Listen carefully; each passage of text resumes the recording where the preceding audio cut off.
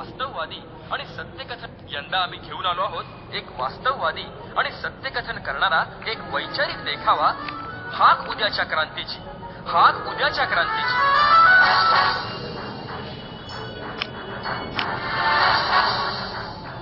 भारत देश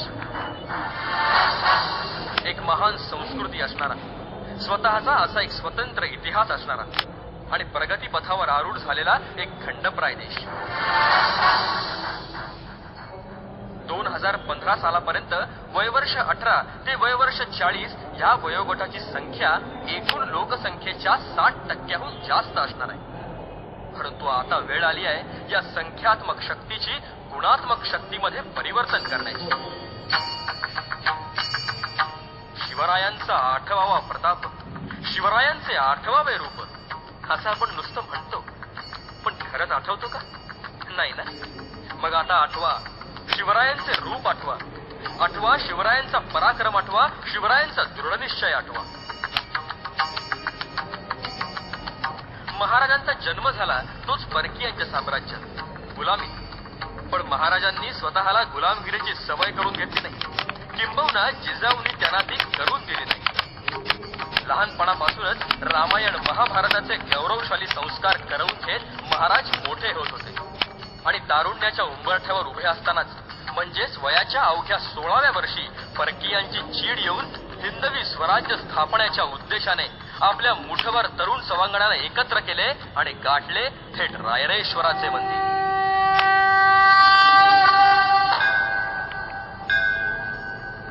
मंदिरात जाऊन आपल्या सर्व तरुण मावळ्यांच्या आणि भवानी मातेच्या साक्षीने शिवलिंगावरती आपल्या स्वतःच्या डाव्या हाताचे बोट कापून रक्ताचा अभिषेक घातला आणि शपथ घेतली हिंदवी स्वराज्य स्थापण्याची. आणि मंडळी, शपथ फक्त घेऊन थांबले नाही, तर घेतला वसा पूर्ण करून दाखवला. परकीयांची सत्ता उलथून आपल्यासाठी आपलं असं स्वराज्य स्थापन केलं. आजच्या पिढीला महाराजांच्या या दृढनिश्चयाची आणि दूरदृष्टीची खऱ्या अर्थाने गरज आहे. महाराजांच्या वर्तनाचे अनुकरण नंतर कोणी केलंच नाही असं नाही, फक्त अनुकरणच काय तर त्यामध्ये यशस्वी झालेले सुद्धा अनेक आहेत. त्यापैकीच एक या भारत भूमीचे सुपुत्र आणि हसत हसत वयाच्या 24व्या वर्षी मृत्यूला कवटाळलेले शहीद भगतसिंग. 1919चा काळ. पंजाबातील जालियनवाला बाग येथे अत्यंत शांततामय रीतीने सभेसाठी जमलेल्या हजारो निष्पाप आणि गरीब जनतेवर राक्षसरूपी जनरल डायरने भ्याड हल्ला केला.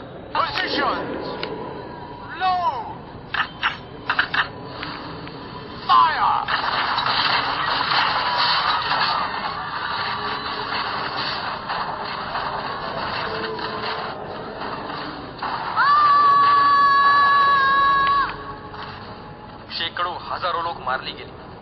आजपर्यंतच्या भारतीय इतिहासातील तो एक काळा दिवस ठरला.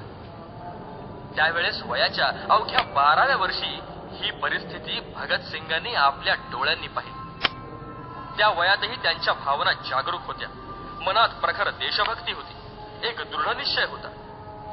त्याच वयात त्याने ठरवलं काहीतरी करायचं, आपल्या देशासाठी, मातृभूमीसाठी बलिदान द्यायचं. आणि त्यांनीही फक्त ठरवलं नाही तर विचारांना क्रियेची जोड दिली.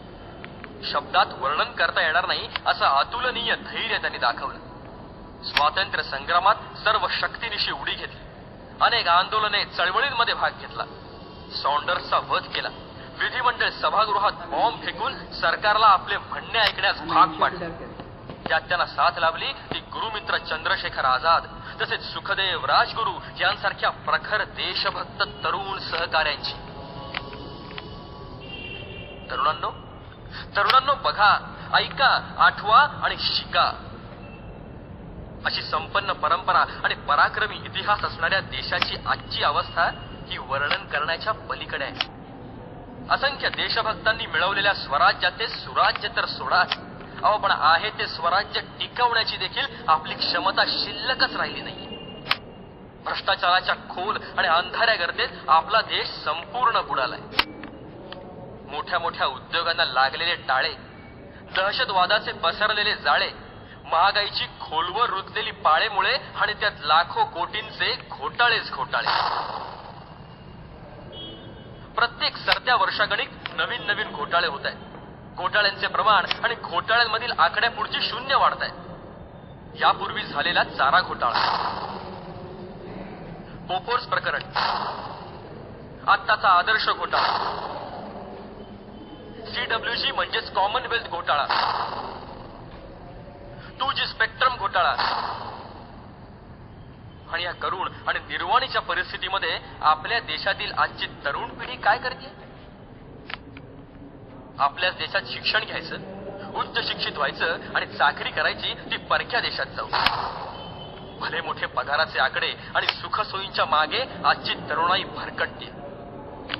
टीव्ही म्हणजेच idiot box, mobile, computer, internet, fast food, नाच गाणी, पार्ट्या, अंमली पदार्थ, फॅशनेबल कपडे, गाड्या, मोटर बाईक्स, अवास्तव आणि खोटी चित्र उभे करणारे सिनेमे, टीव्ही सिरियल्स, रियालिटी शोज, या आणि अशा असंख्य भौतिक प्रलोभनांमध्ये आजचा तरुण गुरफटला. पैशाची प्रचंड उधळपट्टी, तुडवलेले संस्कार आणि विसरलेला इतिहास, यांमुळे आजचा तरुण स्वतःबरोबर आपल्या देशालाही मागे घेऊन चाललाय.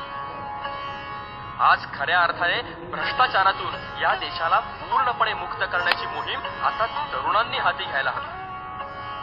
आपल्या देशात होऊन गेलेले शिवाजी महाराज आणि भगतसिंग यांना पुन्हा मनामनात जागा करण्याची गरज निर्माण झालेली आहे. त्यांनी त्यांच्या आयुष्यात दाखवलेला दृढनिश्चयी बाणा तरुणांनी आता भ्रष्टाचाराविरुद्ध अंगीकारायला हवा. अनेक ज्येष्ठ नागरिक आणि वयोवृद्ध माणसं सुद्धा जर या भ्रष्टाचाराविरुद्ध ठाम उभे राहू शकतात, तर आता या लढ्याला गरज आहे ती तरुणांना बळ देण्याची. आणि हे गणपती बाप्पा, हे बळ आम्हाला तू दे, आम्हाला सुबुद्धी दे. उद्याचा नवीन सूर्य आपण आपल्या देशाला दाखवायचा आहे. आपल्याला एक स्वच्छ, निर्मळ आणि पवित्र भारतभूमीचे निर्माण करायचे. हे पवित्र कार्य एका प्रखर आणि निश्चयी अशा क्रांतीने करायचे. ही क्रांतीची हाक आता देश देतोय. ती हाक तरुणाने ऐकून परिवर्तन करायचंय. कारण ही हाक आहे उद्यासाठी, आपल्या उद्यासाठी. ही हाक आहे उद्याच्या क्रांतीसाठी. आभाळाला कोणीतरी विचारायला हवं, अरे आभाळाला कोणीतरी विचारायला हवं, सारं काही बघणाऱ्याला. वास्तववादी आणि सत्यकथन. यंदा आम्ही घेऊन आलो आहोत एक वास्तववादी आणि सत्यकथन करणारा एक वैचारिक देखावा. हाक उद्याच्या क्रांतीची, हाक उद्याच्या क्रांतीची.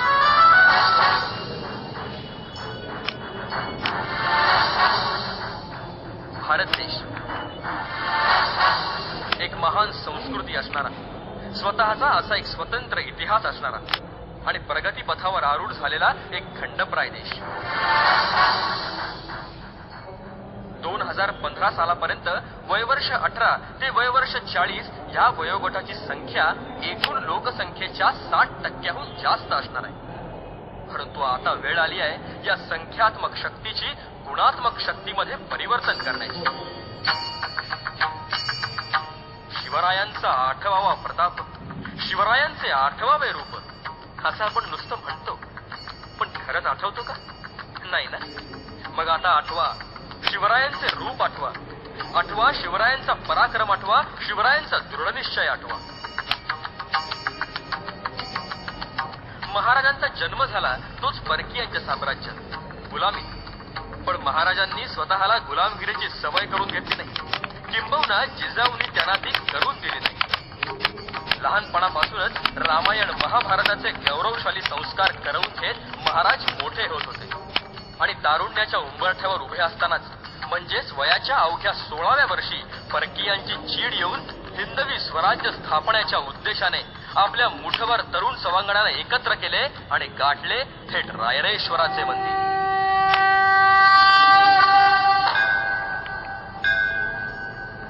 मंदिरात जाऊन आपल्या सर्व तरुण मावळ्यांच्या आणि भवानी मातेच्या साक्षीने शिवलिंगावरती आपल्या स्वतःच्या डाव्या हाताचे बोट कापून रक्ताचा अभिषेक घातला आणि शपथ घेतली हिंदवी स्वराज्य स्थापण्याची. आणि मंडळी, शपथ फक्त घेऊन थांबले नाही, तर घेतला वसा पूर्ण करून दाखवला. परकीयाची सत्ता उलथून आपल्यासाठी आपलं असं स्वराज्य स्थापन केलं. आजच्या पिढीला महाराजांच्या या दृढनिश्चयाची आणि दूरदृष्टीची खऱ्या अर्थाने गरज आहे. महाराजांच्या वर्तनाचे अनुकरण नंतर कोणी केलंच नाही असं नाही.